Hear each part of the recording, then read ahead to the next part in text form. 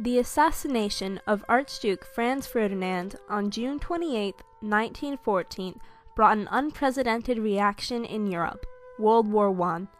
The Archduke and his wife, both of Austria-Hungary, were killed by a Serbian terrorist group in Sarajevo, Bosnia. Gavrilo Princip, a member of this group, stepped forward and fired 2 shots, killing the Archduke and his wife.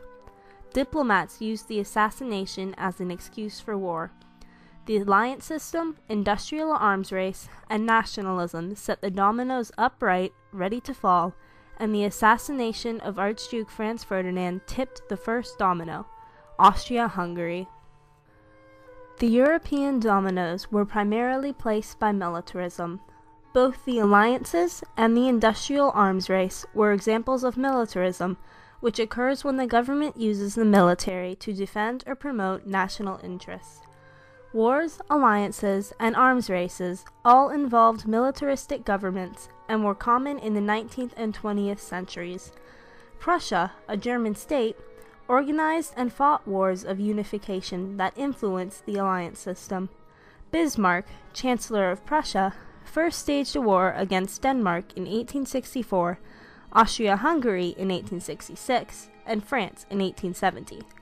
The Franco-Prussian War had the most effect by far, as it united all German states into one German empire. Germany gained the French province of Alsace-Lorraine, increasing tensions between the 2 European superpowers and escalating French nationalism. Immediately after these wars were fought, Bismarck attempted to create the European alliance system. In 1873, Bismarck created the Three Emperors League, an informal alliance between Germany, Austria-Hungary, and Russia. Sadly, Austria-Hungary and Russia had conflicting interests, and so this league was dissolved into the 1879 dual alliance between Germany and Austria-Hungary.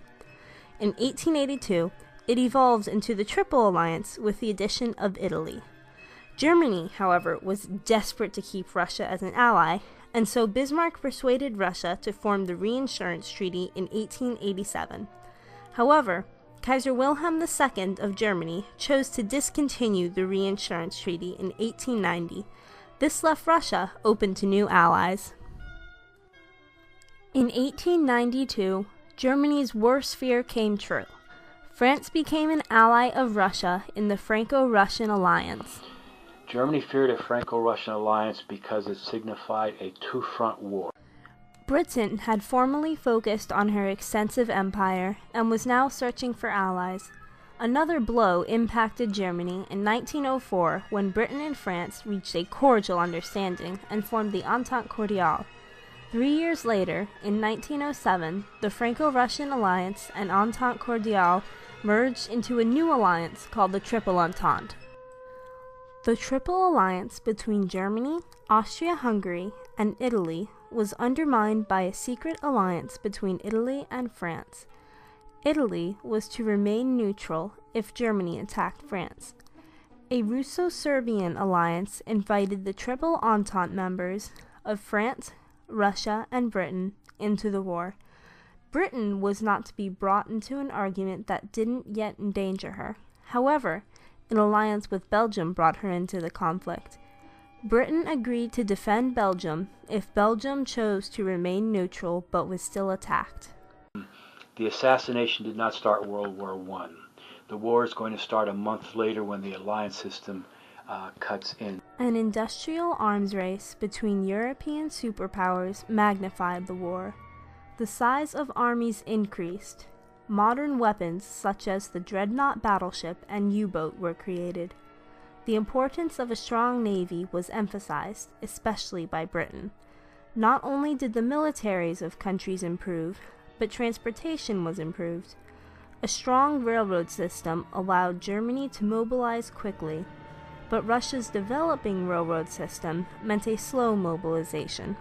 The increased size of militaries and improved technology magnified the reaction to the assassination of Archduke Franz Ferdinand, known as World War I. Slavs living in Austria-Hungary felt that the annexed land of Bosnia-Herzegovina should be free. Serbian and Russian influence contributed to Slavic nationalism or patriotism. Nationalism is a major factor because the Serbians were trying to form a great Serbia, which would include all the Serbian people. The problem is in Bosnia-Herzegovina, which were provinces of Austria-Hungary, 1/3 of the Bosnians were Serbian. If Serbia is going to unite all its nationalities, the Austro-Hungarian monarchy has to be destroyed. The Black Hand, a Serbian terrorist group, assassinated Archduke Franz Ferdinand in Sarajevo, Bosnia, out of a nationalistic desire to unite all Serbians and deal a blow to Austria-Hungary. Alliances, the industrial arms race, and nationalism set the dominoes for war. This tension occurred before the assassination of Archduke Franz Ferdinand. After the assassination, Austria-Hungary briefly investigated it. The investigation revealed that the Black Hand had been supplied with weapons by Serbian military officials. Upon discovering this, Austria-Hungary asked for Germany's support in case of war, as Russia was allied to Serbia. When Germany confirmed that she would stand by Austria if Russia defended Serbia, an ultimatum was sent from Austria-Hungary to Serbia. The ultimatum that was dispatched to Serbia from Vienna included multiple points, but to the Austro-Hungarian government it was never intended to be fulfilled.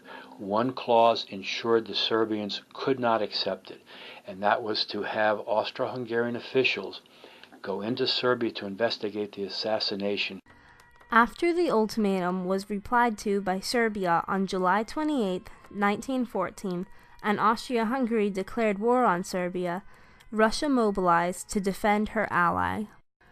Germany, because of the Triple Alliance, declared war on Russia. France, because of the Triple Entente and her hatred of Germany over the Franco-Prussian War, joined quickly. Germany was then in a two-front war against both Russia and France. Because of this, the Schlieffen Plan was created so that Germany's well-industrialized empire could attack France via Belgium and Alsace-Lorraine, which would crush her like a pincer. According to the Schlieffen Plan, Germany could attack Russia before Russia had fully mobilized. However, Belgium did not allow the German military entrance.